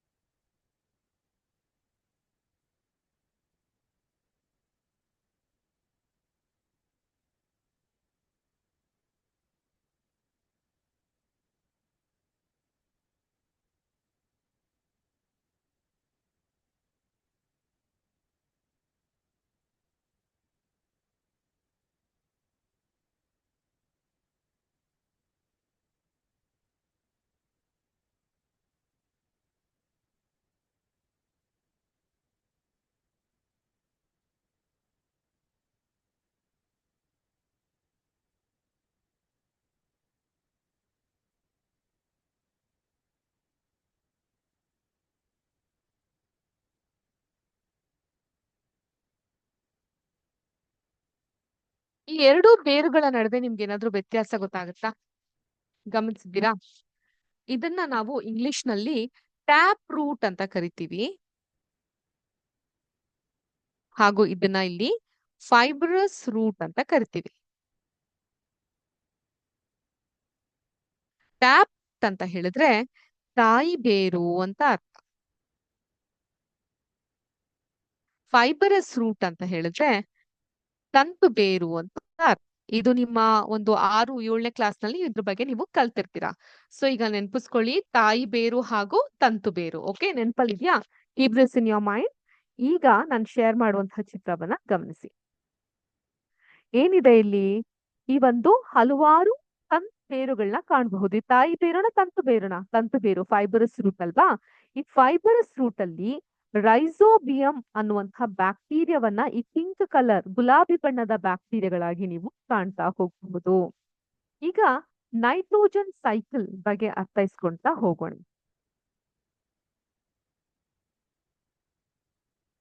ರೈಸೋಬಿಯಂ ಅನ್ನುವಂತಹ ಬ್ಯಾಕ್ಟೀರಿಯಾ, ಸೊ ಈ ಬ್ಯಾಕ್ಟೀರಿಯಾ ಲೆಗ್ಯೂಮ್ ಅಂದ್ರೆ ದ್ವಿದಳ ಜಾತಿಗೆ ಸೇರಿದಂತಹ ಸಸ್ಯಗಳಲ್ಲಿ ಇದ್ದು ನೈಟ್ರೋಜನ್ ಸ್ಥಿರೀಕರಣದಲ್ಲಿ ಪಾಲ್ಗೊಳ್ಳುತ್ತೆ. ರೈಸೋಬಿಯಂ ಬೀನ್ಸ್ ಮತ್ತು ಬಟಾಣಿಗಳಂತಹ ಲೆಗ್ಯೂಮ್ ಅಂದ್ರೆ ದ್ವಿದಳ ಧಾನ್ಯಗಳ ಜಾತಿಗೆ ಸೇರಿದಂತಹ ಸಸ್ಯಗಳಲ್ಲಿ ಸಹಜೀವನ ಅಂದ್ರೆ ಸಿಂಬಯೋಟಿಕ ಸಂಬಂಧವನ್ನ ಹೊಂದಿರುತ್ತೆ. ಅವುಗಳು ಬೇರಿನ ಗಂಟುಗಳಲ್ಲಿ ವಾಸಿಸುತ್ತೆ ಅನ್ನೋದನ್ನ ನಾವು ನೆನಪಲ್ಲಿ ಇಟ್ಕೊಬೇಕಾಗತ್ತೆ. ಈಗ ಯಾವ ರೀತಿ ಬೇರಿನ ಗಂಟುಗಳಲ್ಲಿರುತ್ತೆ ಅದನ್ನ ಕೂಡ ನಾನು ಕ್ಲಾಸ್‌ನ ಕೊನೆಯಲ್ಲಿ ನಿಮ್ಗೆ ತಿಳಿಸ್ಕೊಡ್ತೀನಿ. ಈಗ ನಮ್ಮ ನೈಟ್ರೋಜನ್ ಚಕ್ರ ಅಥವಾ ನೈಟ್ರೋಜನ್ ಸೈಕಲ್ ಬಗ್ಗೆ ತಿಳ್ಕೊಳ್ಳೋಣ. ನಿಮ್ಮೆಲ್ಲರಿಗೂ ಗೊತ್ತಿರೋ ಹಾಗೆ ನಮ್ಮ ವಾತಾವರಣದಲ್ಲಿ ಎಷ್ಟು ನೈಟ್ರೋಜನ್ ಹೊಂದಿದೆ? ಶೇಕಡ 78% ಅಷ್ಟು ನೈಟ್ರೋಜನ್ ಹೊಂದಿದೆ. ನೈಟ್ರೋಜನ್ ಎಲ್ಲಾ ಜೀವಿಗಳ ಅತ್ಯವಶ್ಯ ಘಟಕಗಳಲ್ಲಿ ಒಂದು. ಪ್ರೋಟೀನ್, ಪತ್ರಹರಿತು ಅಂದ್ರೆ ಮಕ್ಕಳೇ, ಪತ್ರಹರಿತು ಅಂದ್ರೆ ಕ್ಲೋರೋಫಿಲ್. Very good. ಪ್ರೋಟೀನ್, ಪತ್ರಹರಿತು, ನ್ಯೂಕ್ಲಿಕ್ ಆಮ್ಲ ಅಂದ್ರೆ ನ್ಯೂಕ್ಲಿಕ್ ಆಸಿಡ್, ವಿಟಮಿನ್ಗಳು ಅಂದ್ರೆ ಜೀವಸತ್ವಗಳು, ಇವೆಲ್ಲದರ ಭಾಗವಾಗಿ ನೈಟ್ರೋಜನ್ ಕಾರ್ಯನಿರ್ವಹಿಸುತ್ತೆ. ವಾತಾವರಣದಲ್ಲಿರುವಂತಹ ನೈಟ್ರೋಜನ್ ಅನ್ನ ಸಸ್ಯ ಮತ್ತು ಪ್ರಾಣಿಗಳು ನೇರವಾಗಿ ತೆಕ್ಕೊಳ್ಳಿಕ್ಕೆ ಸಾಧ್ಯ ಆಗೋದಿಲ್ಲ. ಸೊ ಅಲ್ಲಿಗೆ ನಮ್ಮ ಸಹಾಯಕ್ಕೆ ಬರೋದು ಯಾವ್ದು? ಬ್ಯಾಕ್ಟೀರಿಯಾ ಮತ್ತು ಬ್ಲೂ ಗ್ರೀನ್ ಆಲ್ಗೆ ಅಥವಾ ನೀಲಿ ಹಸಿರು ಶೈವಲಗಳು. ಇದು ವಾತಾವರಣದಲ್ಲಿರುವಂತಹ ನೈಟ್ರೋಜನ್ ಅನ್ನ ಸ್ಥಿರೀಕರಿಸುತ್ತೆ. ನೈಟ್ರೋಜನ್ ಅನ್ನ ಸಂಯುಕ್ತಗಳಾಗಿ ಪರಿವರ್ತಿಸುತ್ತೆ. ಒಮ್ಮೆ ನೈಟ್ರೋಜನ್ ಈ ರೀತಿ ಉಪಯುಕ್ತ ಸಂಯುಕ್ತಗಳಾಗಿ ಬದಲಾದ ನಂತರ ನೈಟ್ರೋಜನ್ ಸಸ್ಯಗಳಿಗೆ ಅವುಗಳ ಬೇರಿನ ವ್ಯವಸ್ಥೆಯ ಮೂಲಕ ಬಳಕೆಗೆ ಒದಗುತ್ತೆ. ನಂತರ ನೈಟ್ರೋಜನ್ ಸಸ್ಯ ಪ್ರೋಟೀನ್ಗಳು ಹಾಗೂ ಇತರ ಸಂಯುಕ್ತಗಳ ಸಂಶ್ಲೇಷಣೆಯಲ್ಲಿ ಬಳಕೆಯಾಗುತ್ತೆ. ಪ್ರೋಟೀನ್ ಮತ್ತು ಇತರ ನೈಟ್ರೋಜನ್ ಸಂಯುಕ್ತಗಳನ್ನ ಪಡೆಯೋದು ಪ್ರಾಣಿಗಳು ಸಸ್ಯಗಳನ್ನ ಸೇವಿಸ್ತಾ ಹೋಗುತ್ತೆ. ಅರ್ಥ ಆಯ್ತಾ? ಇಲ್ಲ ಮ್ಯಾಮ್ ಪಟ ಅಂತ ನೀವೇಂದೋ ಹೇಳ್ತಾ ಹೋದ್ರೆ ನಮ್ಗೆ ಅಷ್ಟು ಕ್ಲಿಯರ್ ಆಗಿ ಅರ್ಥ ಆಗಿಲ್ಲ. ಅರ್ಥ ಮಾಡಿಸ್ಲಿಕ್ಕೆ ಅಲ್ವಾ ನಾನಿರೋದೀಗ. ಈಗ ನೋಡಿ ಹೇಗೆ ನೈಟ್ರೋಜನ್ ಫಿಕ್ಸ್ ಆಗುತ್ತೆ ಅಂತ ಈ ಚಾರ್ಟ್ ಮೂಲಕ ನೋಡೋಣ. ನೈಸರ್ಗಿಕವಾಗಿ ಲೈಟ್ನಿಂಗ್ ಅಂದ್ರೆ ಮಿಂಚ್ ಹೊಡೆಯೋದು ಅಂತೀವಲ್ಲ, ಮಿಂಚ್ ಹೊಡೆಯೋದ್ರ ಮೂಲಕ ಕೂಡ ಈ ನೈಟ್ರೋಜನ್ ಸ್ಥಿರೀಕರಣ ಸಾಧ್ಯವಾಗುತ್ತೆ. ಈಗ ವಾತಾವರಣದಲ್ಲಿರುವಂತಹ ನೈಟ್ರೋಜನ್ ಏನಾಗುತ್ತೆ, ಈ ನೈಟ್ರೋಜನ್ ಒಂದು ಬ್ಯಾಕ್ಟೀರಿಯಾದ ಮೂಲಕ ಈ ಸಸ್ಯದಿಂದ ಪೋಷಣೆಯನ್ನ ಪಡ್ಕೊಂಡು ಸಸ್ಯದಲ್ಲಿ ಇರುತ್ತೆ. ಸೊ ಈ ಸಸ್ಯದಲ್ಲಿರುವಂತಹ ಸಾರಾಜನಕವನ್ನ ಪ್ರಾಣಿ ತಿನ್ನುತ್ತೆ. ಪ್ರಾಣಿ ತಿಂದ ನಂತರ ಅದರ ಮಲದಿಂದ ಮತ್ತೆ ಆ ನೈಟ್ರೋಜನ್ ಅನ್ನೋದು ಭೂಮಿಗೆ ಸೇರುತ್ತೆ. ಅಲ್ಲಿ ಮತ್ತೆ ಈ ಬ್ಯಾಕ್ಟೀರಿಯಾದ ಮುಖಾಂತರ ಅದು ಸಸ್ಯಗಳಿಗೆ ಸೇರುತ್ತೆ. ಇದನ್ನ ನೈಟ್ರೋಜನ್ ಸೈಕಲ್ ಅಂತ ಕರೀತಾರೆ. ವಾತಾವರಣದಲ್ಲಿರುವಂತಹ ನೈಟ್ರೋಜನ್ ಅಥವಾ ಸಾರಜನಕವನ್ನ ಸಸ್ಯಗಳಿಗೆ ತಲುಪಿಸೋ ಕೆಲಸವನ್ನ ಬ್ಯಾಕ್ಟೀರಿಯಾ ಹಾಗೂ ನೀಲಿ ಹಸಿರು ಶೈವಲ ಬ್ಲೂ ಗ್ರೀನ್ ಆಲ್ಗೆ ಈ ಒಂದು ಕೆಲಸವನ್ನ ಮಾಡುತ್ತೆ. ಅದರಿಂದ ಪಡೆಯುವಂತಹ ನೈಟ್ರೋಜನ್ ಸಸ್ಯಗಳಲ್ಲಿರೋದ್ನ ಪ್ರಾಣಿಗಳು ಸೇವಿಸುತ್ತೆ. ಆ ಪ್ರಾಣಿಗಳನ್ನ ಸೇವಿಸೋದ್ರಿಂದನೋ ಅಥವಾ ಸಸ್ಯಗಳಿಂದ ಸೇವಿಸೋದ್ರಿಂದನೋ ನಮಗೂ ಸಹ ಆ ಒಂದು ನೈಟ್ರೋಜನ್ ಅನ್ನೋದು ಸಾರಜನಕ ಅನ್ನೋದು ಸಿಗ್ತಾ ಹೋಗುತ್ತೆ. ಇದನ್ನೇ ನಾವು ನೈಟ್ರೋಜನ್ ಸೈಕಲ್ ಅಂತ ಕರಿತೀವಿ. ಅರ್ಥ ಆಯ್ತಾ? ನೈಟ್ರೋಜನ್ ಚಕ್ರ ಅಂತ ಕರಿತೀವಿ. ಹೀಗೆ ಪ್ರಾಣಿಗಳು ಮತ್ತು ಸಸ್ಯಗಳು ಸತ್ತಾಗ ನೈಟ್ರೋಜನ್ ಯುಕ್ತ ತ್ಯಾಜ್ಯಗಳು ಮಣ್ಣಿನಲ್ಲಿರುವಂತಹ ಬ್ಯಾಕ್ಟೀರಿಯಾ ಮತ್ತು ಶಿಲೀಂಧ್ರಗಳು ಸಸ್ಯಗಳು ಬಳಸುವ ನೈಟ್ರೋಜನ್ ಯುಕ್ತ ಸಂಯುಕ್ತಗಳಾಗಿ ಪರಿವರ್ತನೆಗೊಳ್ಳುತ್ತೆ. ಕೆಲವು ಭಾಗವನ್ನ ಇತರ ಬ್ಯಾಕ್ಟೀರಿಯಾಗಳು ವಾತಾವರಣಕ್ಕೆ ಮರಳಿ ಸೇರುವ ನೈಟ್ರೋಜನ್ ಅನಿಲವಾಗಿ ಪರಿವರ್ತಿಸುತ್ತೆ. ಇದು ವಾತಾವರಣಕ್ಕೆ ಹಿಂದಿರುಗಿ ಸೇರುತ್ತೆ. ಇದರ ಪರಿಣಾಮವಾಗಿ ವಾತಾವರಣದಲ್ಲಿ ಇರುವ ನೈಟ್ರೋಜನ್ ಶೇಕಡಾವಾರು ಪ್ರಮಾಣವು ಸರಿಸುಮಾರು ಸ್ಥಿರವಾಗಿ ಉಳಿಯುತ್ತೆ. ತಿಳಿತಾ ಮಕ್ಕಳೇ? ಇದು ಇವತ್ತಿನ ಈ ಒಂದು ಪಾಠ ಸೂಕ್ಷ್ಮ ಜೀವಿಗಳು ನಮ್ಮ ಮಿತ್ರ ಮತ್ತು ಶತ್ರು ಅನ್ನುವಂಥ ಪಾಠದ ಕುರಿತಾಗಿತ್ತು. ಸೊ ಇಲ್ಲಿಗೆ ಪಾಠ ಮುಗಿದ್ರು ಕೂಡ ಕೆಲವೊಂದು ವಿಷಯಗಳನ್ನ ನಿಮ್ಮೊಟ್ಟಿಗೆ ನಾನು ಹಂಚ್ಕೊಬೇಕಾಗತ್ತೆ.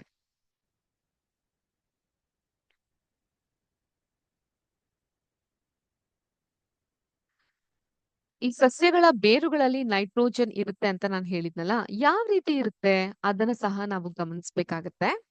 ನೋಡಿ ಹೀಗೆ ಇಲ್ಲಿ ಕಾಣ್ತಾ ಇದೆಯಲ್ಲ ಈ ಉಂಡೆ ಉಂಡೆ ಅಂತದ್ದು ಇದು ಬ್ಯಾಕ್ಟೀರಿಯಾದಿಂದ ಪಡೆದುಕೊಂಡಿರುವಂತಹ ನೈಟ್ರೋಜನ್. ಕಾಣಿಸ್ತಿದೆಲ್ಲ ಇದು ನೈಜ ಚಿತ್ರ ಸಾರಜನಕದ್ದು. ಹೇಗೆ ಬ್ಯಾಕ್ಟೀರಿಯಾದ ಸಹಾಯದಿಂದ ರೈಸೋಬಿಯಂ ನ ಪದೇ ಪದೇ ಬ್ಯಾಕ್ಟೀರಿಯಾದ ಹೆಸರನ್ನ ಹೇಳ್ತಾ ಇದ್ದೀನಿ. ರೈಸೋಬಿಯಂ ಅನ್ನುವಂತಹ ಬ್ಯಾಕ್ಟೀರಿಯಾದ ಸಹಾಯದಿಂದ ವಾತಾವರಣದಲ್ಲಿರುವಂತಹ ಸಾರಾಜನಕವು ನೈಟ್ರೋಜನ್ ಅದನ್ನ ಸ್ಥಿರೀಕರಿಸಿ ಅದನ್ನ ಸಸ್ಯಗಳಿಗೆ ಪೋಷಣೆಯಾಗಿ ಒದಗಿಸುವಂತಹ ಕೆಲಸ ಈ ರೀತಿಯಾಗಿ ಆಗತ್ತೆ. ತಿಳಿತಾ? ಅರ್ಥ ಆಯ್ತಾ? ಸೊ ಇದಾಗಿತ್ತು ಇವತ್ತಿನ ಪಾಠ. ಸೂಕ್ಷ್ಮ ಜೀವಿಗಳು ನಮ್ಮ ಮಿತ್ರ ಮತ್ತು ಶತ್ರು. ಸುಮಾರು ದಿನಗಳಿಂದ ಮಾಡ್ತಾ ಇದ್ದಂತಹ ಪಾಠ ಇದಾಗಿತ್ತು. ಸೊ ನಿಮ್ಮೆಲ್ಲರಿಗೂ ಗೊತ್ತಿರೋ ಹಾಗೆ ಸೂಕ್ಷ್ಮ ಜೀವಿಗಳು ಅಂತ ಹೇಳಿದ್ರೆ ಬರಿಯ ಕಣ್ಣಿಗೆ ಕಾಣದೇ ಇರುವಂತಹ ಜೀವಿಗಳು. ಇವುಗಳನ್ನ ನೋಡ್ಲಿಕ್ಕೆ ಸೂಕ್ಷ್ಮ ದರ್ಶಕ ಅಂದ್ರೆ ಮೈಕ್ರೋಸ್ಕೋಪ್ ನ ಸಹಾಯ ಬೇಕು ಅಥವಾ ದೂರದರ್ಶಕ ಬೈನೋಕ್ಯುಲರ್ ಮೂಲಕ ನೋಡ್ಲಿಕ್ಕೆ ಸಾಧ್ಯ ಇಲ್ಲ. ಸೂಕ್ಷ್ಮ ದರ್ಶಕದಿಂದ ಮಾತ್ರ ನೋಡ್ಲಿಕ್ಕೆ ಸಾಧ್ಯವಾಗುತ್ತೆ. ಸೊ ಇದು ಹವಾಮಾನದಿಂದ ಮತ್ತೆ ಪ್ರದೇಶದಿಂದ ಪ್ರದೇಶಕ್ಕೆ ಇದರಲ್ಲಿ ನಾವು ಕಾಣ್ತಾ ಹೋಗಬಹುದು. ಸೊ ಇದರಲ್ಲಿ ಏಕಕೋಶೀಯ ಮತ್ತು ಬಹುಕೋಶೀಯ ಜೀವಿಗಳನ್ನು ನಾವು ಕಾಣ್ತಾ ಹೋಗಬಹುದು. ಬ್ಯಾಕ್ಟೀರಿಯಾ, ಶಿಲೀಂಧ್ರ, ಪ್ರೋಟೋಜೋವಾ ಮತ್ತು ಕೆಲವು ಶೈವಲಗಳು ಸೂಕ್ಷ್ಮ ಜೀವಿಗಳಾಗಿರುತ್ತೆ. ವೈರಸ್ಗಳು ಮೇಲಿನ ಎಲ್ಲಾ ಜೀವಿಗಳಿಗಿಂತ ಭಿನ್ನವಾಗಿದ್ರು ಕೂಡ ಸೂಕ್ಷ್ಮ ಜೀವಿ ಅಂತ ಅದನ್ನ ಪರಿಗಣಿಸಲ್ಪಟ್ಟಿದೆ. ಇನ್ನು ವೈರಸ್ ಇತರ ಸೂಕ್ಷ್ಮ ಜೀವಿಗಳಿಗಿಂತ ಭಿನ್ನ. ಬ್ಯಾಕ್ಟೀರಿಯಾ ಸಸ್ಯ ಅಥವಾ ಪ್ರಾಣಿ ಜೀವಕೋಶದಂತಹ ಅತೀತೆಯ ಜೀವಿಗಳ ದೇಹದೊಳಗೆ ಮಾತ್ರ ಅವುಗಳು ಸಂತಾನೋತ್ಪತ್ತಿ ಮಾಡ್ಲಿಕ್ಕೆ ಸಾಧ್ಯವಾಗುತ್ತೆ. ಇನ್ನು ಈ ಸೂಕ್ಷ್ಮ ಜೀವಿಯನ್ನ ವಾಣಿಜ್ಯ ವಿಭಾಗದಲ್ಲಿ ಔಷಧಿ, ಆಲ್ಕೋಹಾಲ್ ಇದ್ರಲ್ಲಿ ಬಳಸ್ತಾ ಹೋಗ್ತೀವಿ. ಅಷ್ಟ್ ಮಾತ್ರ ಅಲ್ಲದೆ ಸಾವಯವ ತ್ಯಾಜ್ಯ, ಸತ್ತ ಸಸ್ಯಗಳು ಮತ್ತು ಪ್ರಾಣಿಗಳನ್ನ ವಿಘಟಿಸ್ಲಿಕ್ಕೂ ಕೂಡ ಪರಿಸರವನ್ನ ಸ್ವಚ್ಛವಾಗಿ ಇಟ್ಕೊಳ್ಲಿಕ್ಕೂ ಕೂಡ ಸೂಕ್ಷ್ಮ ಜೀವಿಗಳನ್ನ ಬಳಸ್ತೀವಿ. ಆದ್ರೆ ಅವಿಂದ ಕೆಡುಕು ಸಹ ಉಂಟಾಗುತ್ತೆ. ಮಲೇರಿಯಾ, ಡೆಂಗ್ಯೂ ಅನ್ನುವಂತಹ ಕಾಯಿಲೆಗಳು ಮತ್ತೆ ಆಹಾರದ ಮೇಲೆ ಬೆಳೆಯುವಂತಹ ಉತ್ಪಾದನೆಗಳ ಮೇಲೆ ವಿಷವನ್ನ ಉತ್ಪಾದಿಸುತ್ತೆ. ಸೊ ಅದೇ ರೀತಿ ಅವುಗಳಿಂದ ಒಳ್ಳೆದು ಕೆಟ್ಟದು ಎರಡೂ ಸಹ ಇದೆ. ಸೊ ಈ ಒಂದು ಪಾಠ ನಿಮ್ಮೆಲ್ಲರಿಗೂ ಅರ್ಥ ಆಯ್ತು ಅಂತ ನಾನು ಭಾವಿಸ್ತೀನಿ. ಸೊ ಇಲ್ಲಿಗೆ ಈ ಪಾಠ ಮುಗಿತಾ ಹೋಗುತ್ತೆ. ಇನ್ನೇನು ನಿಮ್ಗೆ ಕೂಡ ಪರೀಕ್ಷೆ ಹತ್ರ ಬಂತು. ಪರೀಕ್ಷೆ ನಂತರ ರಜೆ ಬರುತ್ತೆ. ರಜೆಯ ನಂತರ ಮತ್ತೆ ನಾವು ಭೇಟಿಯಾಗೋಣ. ಆದ್ರೆ ಕ್ಲಾಸ್ ಇಲ್ಲಿಗೆ ಮುಗಿತಾ? ಖಂಡಿತ ಇಲ್ಲ. ಮೇಡಮು ಈ ಕ್ಲಾಸಿನ ಅಂತ್ಯದಲ್ಲಿ ನಿಮಗೋಸ್ಕರ ಒಂದಿಷ್ಟು ಆಸಕ್ತಿದಾಯಕವಾದಂತಹ ವಿಷಯವನ್ನ ತಂದಿದ್ದೀನಿ. ನಿಮ್ಗೆಲ್ಲ ಎಷ್ಟು ವಯಸ್ಸಿರಬಹುದು? 12, 13 ಅಥವಾ 14 ಅಲ್ವಾ? ಈ ವಯೋಮಿತಿಯಲ್ಲಿರುವಂತಹ ನೀವು ಆರೋಗ್ಯಕರವಾದಂತಹ ಆಹಾರವನ್ನ ಸೇವಿಸೋದು ಬಹಳ ಮುಖ್ಯ ಆಗ್ತಾ ಹೋಗುತ್ತೆ. ಈಗ ಆರೋಗ್ಯಕರವಾದಂತ ಆಹಾರ ಅಂದ್ರೆ ಏನ್ ಮೇಡಮ್? ಯಾಕಂದ್ರೆ ನಾವು ಫುಡ್ ಪಾಯ್ಸನಿಂಗ್ ಬಗ್ಗೆ ಈಗ ಆಲ್ರೆಡಿ ಕೇಳಿ ತಿಳ್ಕೊಂಡಿದೀವಿ. ಸೊ ಹಾಗಾದ್ರೆ ಆರೋಗ್ಯಕರವಾದಂತ ಆಹಾರ ಅಂತ ಹೇಳಿದ್ರೆ ಏನು? ಅದನ್ನ ಯಾವ ರೀತಿ ಸ್ವೀಕರಿಸ್ಬೇಕು, ತಿನ್ಬೇಕು? ಸೊ ನೋಡಿ ಮಕ್ಕಳೇ, ನಿಮ್ಗೆಲ್ಲಾರ್ಗೂ ನೆನ್ಪಿರೋ ಹಾಗೆ ಈ ಹಿಂದೆ ನಿಮ್ಮ ಅಂದ್ರೆ 6ನೇ ಕ್ಲಾಸ್‌ನಲ್ಲಿ ನೀವಿದ್ದಾಗ "ಮನದುಂಬಿದ ಊಟ ಸ್ವಸ್ಥ ಶರೀರಕ್ಕೆ ಸೋಪಾನ" ಅನ್ನುವಂಥ ಪಾಠವನ್ನ ಕಲ್ತಿದ್ವಿ. ಕಲ್ತಿದ್ರಾ? ನೆನ್ಪಿದ್ಯಾ ಆ ಪಾಠವನ್ನ ಕಲ್ತಿದ್ದಿದ್ದು? ಸೊ ಆ ಪಾಠವನ್ನ ಕಲಿಬೇಕಾದ್ರೆ ಏನಾಗಿತ್ತು? ಆರೋಗ್ಯಕರವಾದಂಥ ಆಹಾರಗಳು ಯಾವ್ದ್ಯಾವ್ದು ಇತ್ತು ಅನ್ನೋದ್ರ ಬಗ್ಗೆ ನೀವ್ ಯೋಚನೆ ಮಾಡಿದ್ರಿ. ಸೊ ಈಗ ಮತ್ತೊಮ್ಮೆ ಅದನ್ನ ನಿಮ್ಮೊಟ್ಟಿಗೆ ಶೇರ್ ಮಾಡ್ಕೊಳ್ಲಿಕ್ಕೆ ಇಷ್ಟಪಡ್ತೀನಿ. ಏನಿದು? ಡ್ರೈ ಫ್ರೂಟ್ಸ್ ಅಲ್ವಾ? ಒಣ ಹಣ್ಣುಗಳು. ಸೊ ಇಂಥದ್ದನ್ನ ಮತ್ತೆ ಎಣ್ಣೆಯ ಪದಾರ್ಥಗಳು. ಇದು ನೋಡಿ, ಇದನ್ನ ಸಿಸೇಮ್ ಆಯಿಲ್ ಅಂತ ಕರಿತೀವಿ. ಎಳ್ಳೆಣ್ಣೆ, ಕುಂಬಳಕಾಯಿ ಬೀಜದ ಎಣ್ಣೆ, ಆಲಿವ್ ಎಣ್ಣೆ, ಆಕ್ರೋಟ್ ಎಣ್ಣೆ, ಬೆಣ್ಣೆಹಣ್ಣಿನ ಎಣ್ಣೆ, ಈ ರೀತಿ ವಿಶಿಷ್ಟವಾದಂತಹ ಎಣ್ಣೆಗಳನ್ನ ನಾವು ಕಾಣಬಹುದು. ಇಂತಹ ಪದಾರ್ಥಗಳನ್ನ ತಿನ್ನೋದ್ರಿಂದ ಪ್ರೋಟೀನ್ ಭರಿತವಾದಂತಹ ಪದಾರ್ಥಗಳು, ಹಾಲು, ಬೆಣ್ಣೆ, ಮೊಸರು, ಪನ್ನೀರು, ಮಶ್ರೂಮು ಇಂತಹದ್ದು ತಿನ್ನೋದ್ರಿಂದ, ಧಾನ್ಯಗಳನ್ನ ತಿನ್ನೋದ್ರಿಂದ, ಪ್ರೋಟೀನ್ ಭರಿತವಾದಂತಹ ಆಹಾರಗಳು, ಮೊಟ್ಟೆ ಆಗಿರಬಹುದು, ಮಾಂಸ ಆಗಿರಬಹುದು, ಮೀನಾಗಿರಬಹುದು, ಇವೆಲ್ಲವನ್ನ ತಿನ್ನೋದ್ರಿಂದ ನಾವು ನಮ್ಮ ಆರೋಗ್ಯವನ್ನ ಕಾಪಾಡ್ಕೊಳ್ಲಿಕ್ಕೆ ಸಾಧ್ಯವಾಗ್ತಾ ಬರುತ್ತೆ. ಸೊ ಫುಡ್ ಪಾಯ್ಸನಿಂಗ್ ಅನ್ನುವಂಥದ್ದು ಬಹಳ ಆತಂಕಕಾರಿಯಾಗಿರುವಂತಹ ಕಾಯಿಲೆ ಅಲ್ವಾ? ಈಗಿನ ಕಾಲಘಟ್ಟದಲ್ಲಿ ಏನಾಗುತ್ತೆ, ನಾವು ಈ ಒಂದು ಜಂಕ್ ಫುಡ್ ಅಂತ ನಾವೇನ್ ಕರಿತೀವಿ. ಸೊ ಆ ಜಂಕ್ ಫುಡ್‌ಗಳಿಗೆ ನಾವು ಮಾರು ಹೋಗ್ಬಿಟ್ಟಿರ್ತೀವಿ. ಅದನ್ನೇ ಹೆಚ್ಚಾಗಿ ತಿಂತಿರ್ತೀವಿ. ಇದರಿಂದ ನಮ್ಮ ಆರೋಗ್ಯದಲ್ಲೂ ಕೂಡ ಬಹಳ ಏರುಪೇರು ಆಗ್ತಾ ಇರುತ್ತೆ. ಸೊ ಇಂಥದ್ನೆಲ್ಲ ನಾವು ಕಮ್ಮಿ ಮಾಡ್ಬೇಕು ಅಂದ್ರೆ ಆರೋಗ್ಯಕರವಾಗಿರುವಂತ ಆಹಾರವನ್ನ ತಿನ್ನೋದು ಬಹಳ ಮುಖ್ಯ ಆಗ್ತಾ ಬರುತ್ತೆ. ಸೊ ಇದರಿಂದ ನಮ್ಮ ಹೆಲ್ತ್ ಅನ್ನ ಕಾಪಾಡ್ಕೊಳ್ಲಿಕ್ಕೆ ಅದು ಸಹಾಯಕವಾಗಿ ನಮ್ಗೆ ನಿಲ್ಲುತ್ತೆ. ಹೌದಾ? ಆದ್ರಿಂದ ಒಂದು ಹೆಲ್ದಿ ಫುಡ್ ಪ್ಲೇಟ್ ಅನ್ನೋದು ಯಾವ ರೀತಿ ಇರ್ಬೇಕು ಅಂತ ಹೇಳಿದ್ರೆ, ಇಲ್ಲಿ ಕಾಣ್ತಾ ಇದ್ದೀರಲ್ಲ, ಈ ರೀತಿಯಾಗಿರುತ್ತೆ. ಹೇರಳವಾಗಿ ಸೊಪ್ಪು, ಪಲ್ಯ, ತರಕಾರಿ, ಅನ್ನ, ಇದರಿಂದ ನಿಮ್ಗೆ ವಿವಿಧ ರೀತಿಯಾದಂತಹ ಜೀವಸತ್ವಗಳು, ಕಾರ್ಬೋಹೈಡ್ರೇಟ್ಸ್‌ಗಳು ನಿಮ್ಗೆ ಸಿಗ್ತಾ ಹೋಗುತ್ತೆ. ಸೊ ಅಂತಹ ಪದಾರ್ಥಗಳನ್ನ ನೀವು ಹೆಚ್ಚಾಗಿ ಸ್ವೀಕರಿಸಬೇಕಾಗತ್ತೆ. ತಿನ್ಲಿಕ್ಕೂ ಕೂಡ ಯೋಗ್ಯವಾದದ್ದು ಅಂತಾನೆ ಹೇಳ್ಬಹುದು. ಸೊ ಆದ್ರಿಂದ ಸೂಕ್ಷ್ಮ ಜೀವಿಗಳು ಎಲ್ಲಾ ರೀತಿಯಲ್ಲೂ ನಮ್ಗೆ ತೊಂದ್ರೆನೇ ಕೊಡುತ್ತೆ. ಅದರಿಂದ ಕಾಯಿಲೆ ಉಂಟಾಗುತ್ತೆ ಅನ್ನೋದು ತಪ್ಪು. ಕೆಲವೊಂದಿಷ್ಟು ಸೂಕ್ಷ್ಮ ಜೀವಿಗಳಿಂದ ಆರೋಗ್ಯಕ್ಕೆ ಒಳ್ಳೇದು.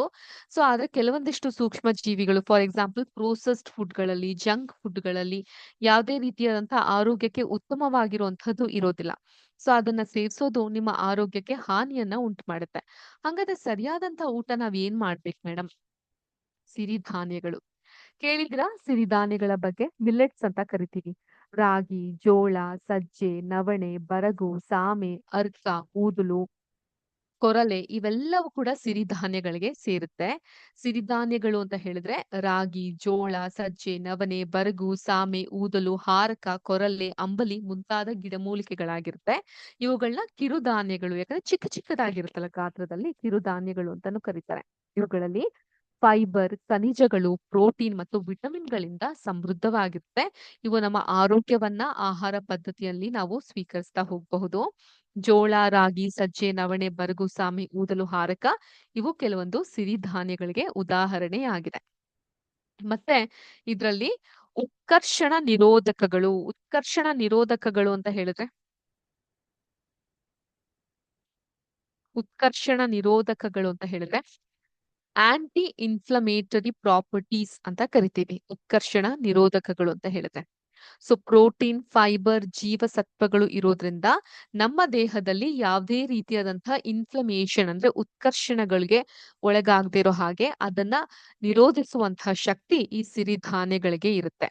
ಅಷ್ಟ್ ಮಾತ್ರ ಅಲ್ಲದೆ ಬೊಜ್ಜು, ಮಲಬದ್ಧತೆ, ರಕ್ತದ ಒತ್ತಡ, ಮಧುಮೇಹ ಮತ್ತು ಸಂತಾನೋತ್ಪತ್ತಿ ಸಮಸ್ಯೆಗಳನ್ನ ಕೂಡ ನಿಯಂತ್ರಣದಲ್ಲಿ ಇರಲು ಇದು ಸಹಾಯ ಮಾಡ್ತಾ ಬರುತ್ತೆ. ಸೊ ಆದ್ರಿಂದ ಇಂತಹ ಆರೋಗ್ಯಕರವಾದಂತಹ ಆಹಾರಗಳನ್ನ ನೀವು ಸೇವಿಸ್ಬೇಕಾಗತ್ತೆ. ಮೇಡಮ್, ಆರೋಗ್ಯಕರವಾದಂತಹ ಆಹಾರಗಳು ಅಂತ ಹೇಳಿದ್ರೆ ನಮ್ಮ ಊಟದ ತಟ್ಟೆ ಯಾವ ರೀತಿಯಲ್ಲಿ ಇರ್ಬೇಕು ಅಂತ ಹೇಳೋದಾದ್ರೆ ನೋಡಿ, ಈ ರೀತಿಯಾಗಿರ್ಬೇಕು. ನಾವ್ ತಿನ್ನುವಂತಹ ತಟ್ಟೆಲಿ ಧಾನ್ಯಗಳಿರ್ಬೇಕು, ಹಸಿ ತರಕಾರಿಗಳಿರ್ಬೇಕು, ಹಣ್ಣುಗಳಿರ್ಬೇಕು, ಹಾಲಿನ ಅಂಶಗಳಿರ್ಬೇಕು, ಮಾಂಸ ಇರ್ಬೇಕು. ಇವೆಲ್ಲ ಒಂದೇ ಸಲ ನಮ್ ಕೈಲಿ ತಿನ್ಲಿಕ್ಕಾಗತ್ತಾ? ಇಲ್ಲ ಅಲ್ವಾ? ದಿನದಲ್ಲಿ ಇಷ್ಟಿಷ್ಟು ಅಂತ ವರ್ಗೀಕರಣ ಮಾಡ್ಕೊಂಡು ತಿನ್ನುವಂಥದ್ದು ಯೋಗ್ಯವಾಗಿರುವಂಥದ್ದು. ಹಾಗೂ ಫುಡ್ ಪಿರಾಮಿಡ್ ಈ ರೀತಿ ಇರ್ಬೇಕು. ಹೆಚ್ಚು ಹಸಿ ತರಕಾರಿ, ಹಣ್ಣುಗಳನ್ನ ತಿನ್ಬೇಕಾಗತ್ತೆ. ಅದಾದ ನಂತರ ಕಾರ್ಬ್ಸ್ ಅಂದ್ರೆ ಕಾರ್ಬೋಹೈಡ್ರೇಟ್ಸ್ ಇರುವಂತಹ ಅಕ್ಕಿ, ಗೋಧಿ ಇಂಥದ್ನ ತಿನ್ಬೇಕಾಗತ್ತೆ. ಪ್ರೋಟೀನ್ ಭರಿತವಾದಂತಹ ಹಾಲು, ಮೊಸರು, ಬೆಣ್ಣೆ, ತುಪ್ಪ ಹಾಗೂ ಮಾಂಸಗಳು ಕೂಡ ಆರೋಗ್ಯಕ್ಕೆ ಒಳ್ಳೆಯದು. ಎಣ್ಣೆಯ ಪದಾರ್ಥ, ಜಿಡ್ಡಿನ ಅಂಶ ಇರುವಂತಹದ್ದು. ಸೊ ಇದು ಮಿತವಾಗಿ ನಾವು ಸೇವಿಸ್ಬೇಕಾಗತ್ತೆ. ಸಂಪೂರ್ಣವಾಗಿ ಈ ಶುಗರಿ ಪ್ರಾಡಕ್ಟ್ಸ್ ಅಥವಾ ಪ್ರೋಸೆಸ್ ಫುಡ್ ಅನ್ನ ನಾವು ಅವಾಯ್ಡ್ ಮಾಡ್ಬೇಕಾಗತ್ತೆ. ಆರೋಗ್ಯಕರವಾಗಿರುವಂತಹ ಜೀವನವನ್ನ ನಡೆಸಲಿಕ್ಕೆ ಈ ಫುಡ್ ಪಾಯ್ಸನಿಂಗ್ ಅನ್ನುವಂಥ ಸಮಸ್ಯೆಯಿಂದ ಪಾರಾಗ್ಲಿಕ್ಕೆ. ಸೊ ಇದಾಗಿತ್ತು ಇವತ್ತಿನ ಸೂಕ್ಷ್ಮ ಜೀವಿಗಳು ನಮ್ಮ ಮಿತ್ರ ಮತ್ತು ಶತ್ರು ಈ ಪಾಠ. ಈ ಪಾಠದಲ್ಲಿ ನಾವು ಹೇಳ್ದಂತಹ ವಿಷಯಗಳೆಲ್ಲ ನಿಮ್ಗೆ ಅರ್ಥ ಆಗಿದೆ ಅಂತ ನಾನು ಭಾವಿಸ್ತೀನಿ. ಸೊ ಈ ಪಾಠದ ಜೊತೆಗೆ ನಾನು ಒಂದಿಷ್ಟು ಆರೋಗ್ಯವನ್ನ ಹೆಚ್ಚಿಸ್ಕೊಳ್ಲಿಕ್ಕೆ ನೀವ್ ಯಾವ ರೀತಿ ಟಿಪ್ಸ್ ಅನ್ನ ಫಾಲೋ ಮಾಡ್ಬೇಕು, ಹೆಲ್ದಿ ಫುಡ್ ಹ್ಯಾಬಿಟ್ ನ ಯಾವ ರೀತಿ ಬೆಳೆಸ್ಕೊಬೇಕು ಅನ್ನೋದ್ರ ಬಗ್ಗೆ ಮಾಹಿತಿ ಕೊಟ್ಟೆ. ಅದೆಲ್ಲ ನಿಮ್ಗೆ ಅರ್ಥ ಆಗಿದೆ ಅಂತ ಭಾವಿಸ್ತೀನಿ. ಇನ್ನೇನು ಪರೀಕ್ಷೆ ಹತ್ರ ಆಗ್ತಾ ಇದೆ. ಪರೀಕ್ಷೆ ಹತ್ರ ಆದಾಗ ಯಾವುದೇ ರೀತಿಯಾದಂತಹ ಒತ್ತಡ ಇಲ್ದೆ, ಟೆನ್ಷನ್ ಇಲ್ದೆ ಆರಾಮಾಗಿ ಕಲ್ತಿರುವಂತಹ ಪಾಠವನ್ನ ಪುನರ್ಮನನ ಮಾಡ್ಕೊಂತ, ರೀಕ್ಯಾಪ್ ಮಾಡ್ಕೊಂತ ನೀವು ಹೋಗಿ ಧೈರ್ಯವಾಗಿ ಪರೀಕ್ಷೆಯನ್ನ ಬರೀರಿ. ಅದಾದ ನಂತರ ಇರುವಂತಹ ರಜೆಯ ಸಮಯದಲ್ಲಿ ರಜೆಯ ಆಟದ ಜೊತೆಗೆ ಒಂದಿಷ್ಟು ಪಾಠದ ಕಡೆಗೂ ಕೂಡ ಗಮನವನ್ನ ಹರಿಸಿ ಅಂತ ಹೇಳ್ತಾ ಇಲ್ಲಿಗೆ ಇವತ್ತಿನ ವಿದ್ಯಾಶಕ್ತಿಯ ವಿಜ್ಞಾನದ ತರಗತಿಯನ್ನು ಮುಗಿಸ್ತಾ ಇದ್ದೀನಿ. ಸೊ ಮತ್ತೆ ರಜೆಯ ನಂತರ ಮುಂದಿನ ಸೆಷನ್ ನಲ್ಲಿ ಭೇಟಿಯಾಗ್ತಾ ಹೋಗೋಣ. ಅಲ್ಲಿವರೆಗೂ ಎಲ್ಲರಿಗೂ ಕೂಡ ಶುಭ ದಿನ. ಜೈ ಹಿಂದ್, ಜೈ ಕರ್ನಾಟಕ ಮಾತೆ, ಜೈ ವಿದ್ಯಾಶಕ್ತಿ. ನಮಸ್ಕಾರ.